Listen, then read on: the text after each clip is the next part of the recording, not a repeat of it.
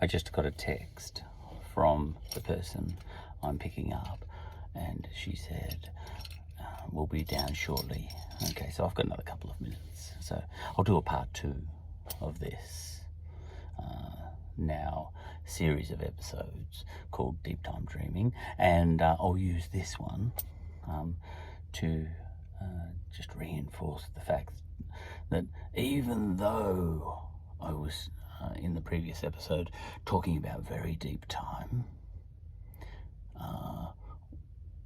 back to the time of the dinosaurs, and even that 10 times over before that, and all that sort of thing. Geological time, if you like.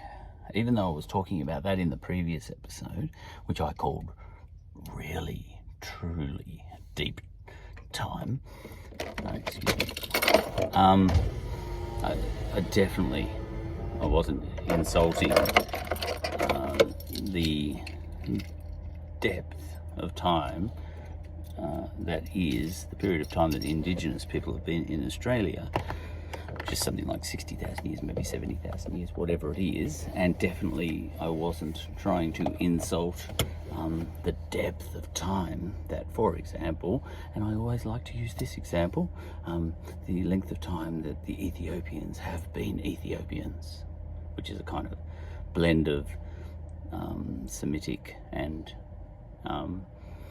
what you might call Indigenous African blood, imported in Semitic blood, which is about 3,000 years.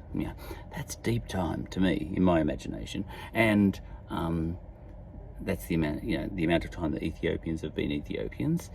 Before that, they weren't a blend.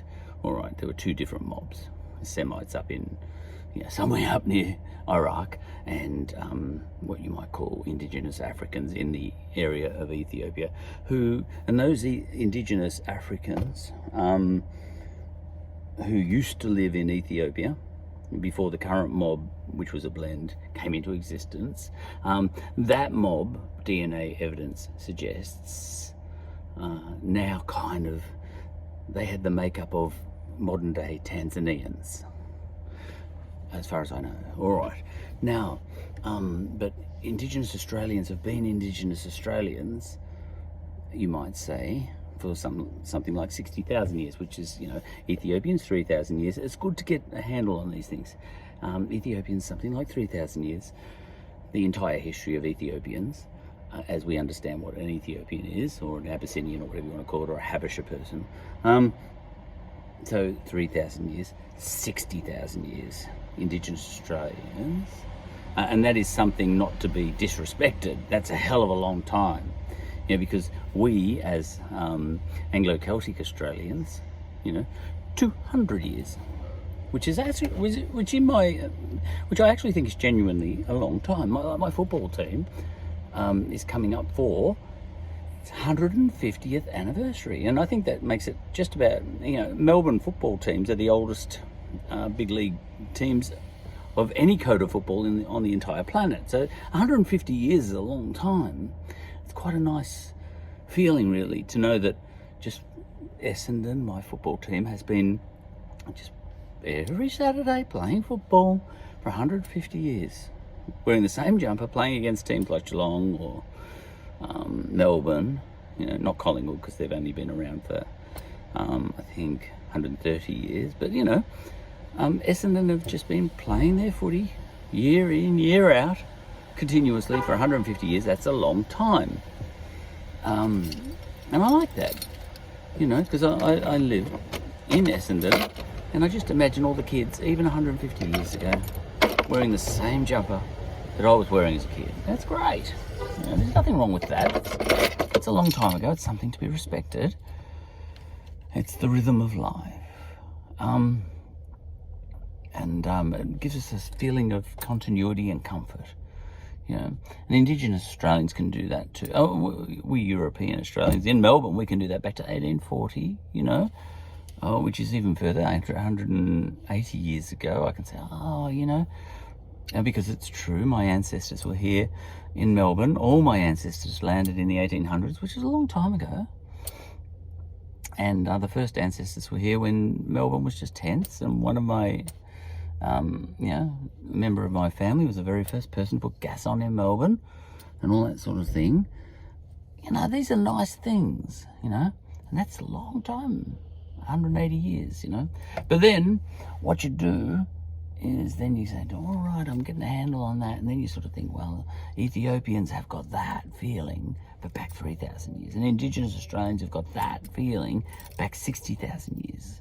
Now, yes, of course, you can go then to say, just multiply that by another 1,000 times, all of Indigenous history 1,000 times over, and you're just back to when the dinosaurs died out, which is unbelievable amount of time ago. All right, but by pointing out the dinosaurs, the idea is not to disrespect the length of time that Indigenous Australians have been here, and I want to make this episode about that. It is a kind of deep time that Indigenous Australians have been here, and this book I'm reading does draw that out occasionally. Like there was some kids went into a cave in Tasmania, and no one had been in that cave for 5,000 years, and they went there, and there was only a very small opening, and they went in there, and just on a little bench, what you might call a rock ledge, there was a kind of grinding stone that whoever had last visited that cave, because the way Indigenous people often work is they come back to the same places and all that sort of stuff, or they visit them frequently, and they, obviously they've left a tool there for next time they're there to, I don't know what, bash some seashells or whatever they might want to do, might have been doing in that cave back then. What was fascinating about that, though, when the kids went in there and the archaeologists came in after, whoever it was that last visited that cave, which was 5,000 years ago, which is all of Ethiopian history, and all of Ethiopian history again, had kind of left just very neatly, had just placed this device, this tool, hewn out of rock or whatever it was, and placed it neatly on the bench, ready for next time. And maybe not even for him or herself, but for the next person who comes in the cave, here, you'll find this handy. You'll find this handy. Bash, bash, bash, some mussels, some seashells and all that sort of stuff. Okay, I'll just put that there for next time. And then next time that anyone comes into that cave is 5,000 years, and it's just neatly put there, and I don't think it's even gathering dust. It's just sitting there like it was yesterday. And that blows my mind. And yet I'm not even talking about true deep time. I'm talking about only 5,000 years ago. Which is Abraham, back to Abraham, and then that amount of time again. That's how long ago that person put that thing there. And then we come in and, there it is. With some shells. And just continue on. We could have done that. If an Indigenous bloke had gone in there, if we hadn't killed everybody it's not funny, but if we hadn't genocided, well, look, Indigenous Tasmanians are still numerous, and they're a thriving community. But if we hadn't tried to genocide everybody in Tasmania and got further than most people in history who have tried to genocide mobs in the past, we did better than Hitler. We were much more successful than Hitler in getting rid of the Tasmanians as much as we could than Hitler was getting rid of the Jews. I honestly think we did a better job. And I say that in a grimly sardonic sort of way. I've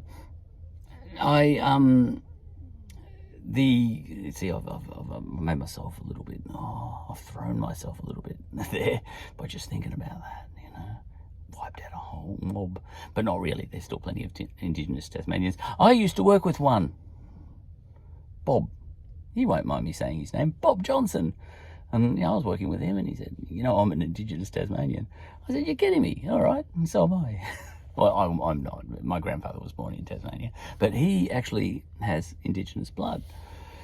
Anyway, so Indigenous Tasmanians are still around. But the point is, if an Indigenous Tasmanian had gone into that cave, they could have, great, thanks. Now, here, is where I try and get an idea of what the dreaming is all about. To a certain extent, when Western archaeologists went into that cave, it blew their minds, and it blows my mind too, because I'm locked into a Western way of thinking. Oh man, 5,000 years. And that thing, that little grinding stone, has been there for just sitting there patiently for 5,000 years. But an indigenous person who went into that cave, and this is where I try and get an idea of what the dreaming is, wouldn't have had his or her mind blown. He or she would have just said, "Oh, good. Yeah, glad that person did that." Bring in some seashells. Munchy, munchy, munch. And chuck the shells on. Oh, there's a shell midden. We'll chuck that on there.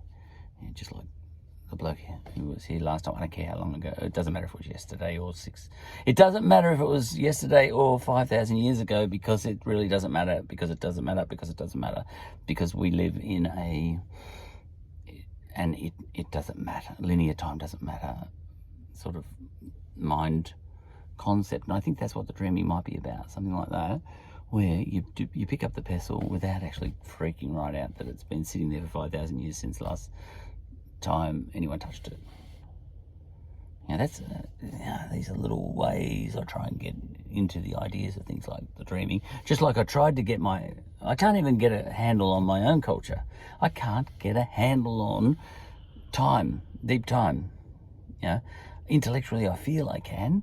All right, I can multiply and I can multiply. I know what exponentiation is, all right. 6,000 times 10 is 600,000 years ago. Times 10 is 6 million years ago. Times 10 is 60 million years ago is dinosaurs. Times 10 is 600 million years ago. Times 10 is 6,000 million years ago is, we're getting closer to the Big Bang now. But far out, that's a long time. I can intellectually multiply, do the maths on that. But I don't think my spirit is handling that amount of time. All right. But an Indigenous Australian, as far as I understand it, typically doesn't worry about all that so much. He doesn't sit in his car talking into a YouTube thing. Oh, you won't believe this. I was the first person to touch this thing in 5,000 years, which is twice as long as, Abraham was here. He doesn't say that sort of stuff. He just, that's very kind of the person who left that for me. I'll make some shells and I'll put it neatly back there for the next person. And that next person could be another 5,000 years or 10,000. He doesn't care. It's irrelevant, And I think that's the dreaming. Now, but where I like to make this episode as a corrective for the previous episode, for example, I do respect the amount of time being a Westerner,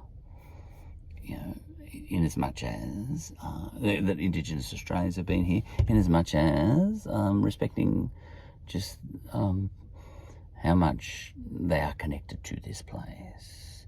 Maybe not here, because I'm way underground in a car park at the moment at Peter Mac, so I don't think well, actually, this could have been one of the strata.